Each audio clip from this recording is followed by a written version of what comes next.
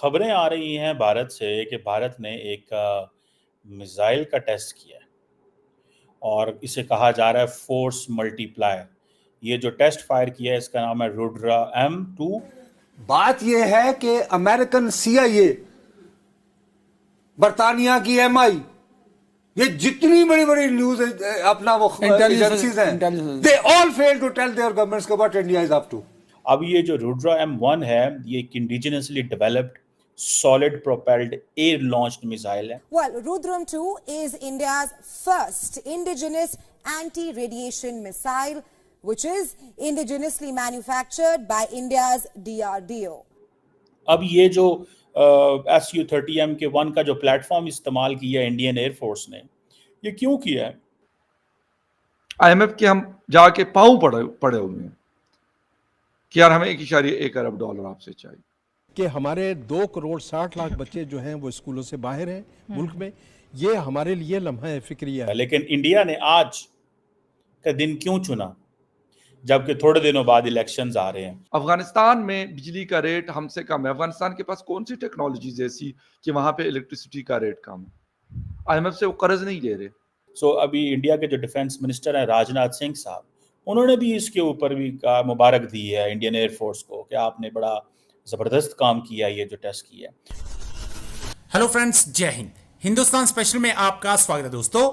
रक्षा अनुसंधान एवं विकास संगठन DRDO ने 29 मई 2024 की सुबह करीब 11:30 बजे देश की सबसे शानदार मिसाइल का सफल परीक्षण किया। रुद्रा M2 मिसाइल को Su-30M के फाइटर जेट से लॉन्च किया गया। परीक्षण के दौरान मिसाइल के propulsion system, control and guidance system, electro optical system, radar और टेलीमेट्री स्टेशंस की जांच की गई। फ्लाइट डाटा कई स्टेशनों पर तैनात रडार से मिलाया गया। ये ऐसी मिसाइल है जो दुश्मन के किसी भी तरह के एसेट यानी हथियार, बंकर, जहाज, विमान, आयुध डिपो को उड़ा सकती है। इस मिसाइल की ताकत, यह मिसाइल दुश्मन की तरफ 6791.4 किलोमीटर पर आवर की स्पीड से जाती है। यह हवा से सतह पर मार करने वाली हाइपरसोनिक मिसाइल है। यह एक एंटी रेडिएशन मिसाइल है, यानी ऐसी सैटेलाइट जिसे दुश्मन का कोई radar system, air defence system, radio frequency यंत्र या किसी भी तरह का संचार सिस्टम इसे पकड़ नहीं सकता। दोस्तों, खबरें आ रही हैं भारत से कि भारत ने एक मिसाइल का टेस्ट किया है और इसे कहा जा रहा है फोर्स मल्टीप्लायर। ये जो टेस्ट फायर किया है इसका नाम है रुद्रा M2, जो कि एयर टू सरफेस मिसाइल है, जो कि Su-31M के 1 से किया गया।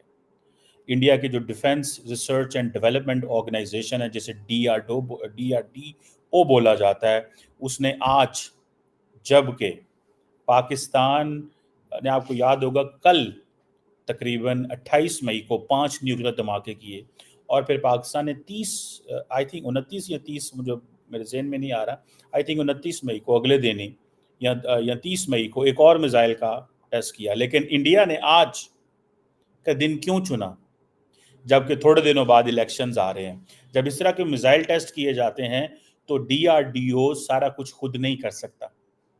DRDO को परमिशन लेनी पड़ती है डिफेंस मिनिस्टर से, या प्राइम मिनिस्टर ऑफिस इसमें इन्वॉल्व होता है। अब ये जो Su-30M के 1 का जो प्लेटफॉर्म इस्तेमाल किया इंडियन एयरफोर्स ने, ये क्यों किया है? और कहा जाता है कि आज ये सुबह 10:30, जो कि उस वक्त मेरा ख्याल है पाकिस्तान में सुबह 11 का टाइम होगा, उड़ीसा की एक कोस्ट से जो है वो टेस्ट किया गया। इस पर प्रेस स्टेटमेंट भी जारी की गई है। और इसका क्या मकसद है? देखें, एक तो प्योरली जो परफॉर्मेंस होती है मिसाइल की, उसका मकसद एक टेक्निकल होता है। फॉर एग्जांपल जी, फ्लाइट डाटा कैप्चर करना, ट्रैकिंग इंस्ट्रूमेंट्स को चेक करना, इलेक्ट्रो ऑप्टिकल सिस्टम्स को देखना, रडार एंड टेलीमेट्री स्टेशंस जो डिप्लॉयड किए जाते हैं उनको देखना, और डिफरेंट लोकेशंस में। सो ये एक टेक्निकल चीज़ें भी होती हैं इसमें, ये नहीं होता कि ऐसे नहीं होता। सो अभी इंडिया के जो डिफेंस मिनिस्टर हैं राजनाथ सिंह साहब, उन्होंने भी इसके ऊपर भी मुबारक दी है इंडियन एयरफोर्स को कि आपने बड़ा ज़बरदस्त काम किया ये जो टेस्ट किया है। अब ये जो रुद्रा M1 है ये एक indigenously developed solid propelled air launched missile है, जो कि एयर टू सरफेस जिसका रोल है और ये कहते हैं जी कि हम एनिमी मींस पाकिस्तान या चाइना, टेक्निकली पाकिस्तानी। क्योंकि एक चीज़ देखें, इंडिया अपने आप को स्ट्रेटेजिकली जब प्ले करता है ग्लोबल लेवल पे तो चाइना को दिखाता है, जब अपनी अवाम को दिखाना हो तो पाकिस्तान को दिखाता है। उसकी मिसाल मैं दे देता हूँ आप, मिसाल के तौर पे प्राइम मिनिस्टर मोदी ने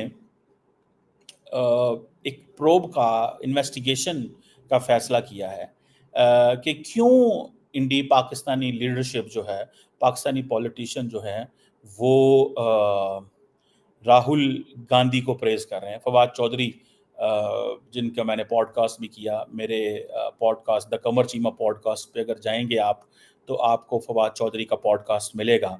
और मैंने उस पे उन्हीं फवाद चौधरी से यही सवाल पूछे अपने पॉडकास्ट में कि क्यों प्राइम मिनिस्टर नरेंद्र मोदी आपके बारे में कमेंट कर रहे हैं। एक दिन आप एक इंडियन टीवी को इंटरव्यू देते हैं, next day prime minister Modi एक पॉलिटिकल रैली के अंदर जो है वो उसका जिक्र कर देते हैं कि शहजादे को पाकिस्तान से जो है वो सपोर्ट आ रही है। क्यों मैंने ये सवाल किए, वो मैंने एक काफ़ी 35-40 मिनट का पॉडकास्ट फवाद चौधरी के साथ द कमर चीमा पॉडकास्ट में किया है। मैं उसका लिंक भी इसमें डाल दूंगा, आप जाके वो देखिएगा। लेकिन प्राइम मिनिस्टर मोदी ने फवाद चौधरी जो कि एक ऑपोजिशन लीडर हैं, खुद जेलों में मौजूद हैं, केसेस लड़ते होते हैं, कभी वो लाहौर में उनके खिलाफ केस होते हैं, अभी मेरे ख्याल है कुछ 6-8 महीने वो जेल में रह के आए हैं।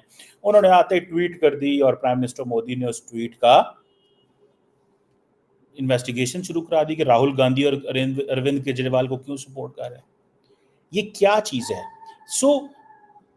अब क्वेश्चन ये आता है, अगर फॉर एग्जांपल क्वेश्चन ये आता है कि आप देखें कि जो प्राइम मिनिस्टर नरेंद्र मोदी साहब हैं वो इन्वेस्टिगेशंस क्यों शुरू करेंगे? कहा जा रहा है कि ऐसी कोई एविडेंस नहीं है, वो एक पॉलिटिशियन है। फवाद चौधरी एक ऐसे पॉलिटिशियन है जो कि है तो इमरान खान की पार्टी के हैं, लेकिन उन्होंने कुछ अर्सा पहले अपनी इमरान खान की पार्टी भी छोड़ी। अच्छा, जब वो पार्टी छोड़ी उसके बाद वो पीटीआई का भी, वो इमरान खान की पार्टी का भी हिस्सा नहीं है, और वो चाहते हैं कि हमें जब इमरान खान बाहर आएंगे जेल से तो मुझे दोबारा वो अपनी पार्टी का हिस्सा बनाएंगे। ठीक है जी। ये जो चीज़ है ये क्या है? एंड देन सबसे बड़ी इंपॉर्टेंट चीज़ ये है कि पाकिस्तान की इंपॉर्टेंस तो इंडिया के अंदर बड़ी कम हो चुकी हुई है। कहते हैं हम पाकिस्तान को डिस्कस ही नहीं करते, लेकिन अगर पाकिस्तान का मिनिस्टर एक ट्वीट करेगा तो इंडियन प्राइम मिनिस्टर इंक्वायरी देते हैं। अमेरिका को दिखाना हो तो चाइना, इलेक्शंस आ जाए अवाम को दिखाना हो तो पाकिस्तान। आई एम श्योर कि मेरा जो ये पॉइंट है इसमें लॉजिक ज़रूर है। और ये अब लेकिन साथ ही में अगर आप देखें कि एक तरफ ये चीज़ हमें नज़र आती है कि प्राइम मिनिस्टर मोदी जो है वो बड़ी ताकतवर पोजीशन में,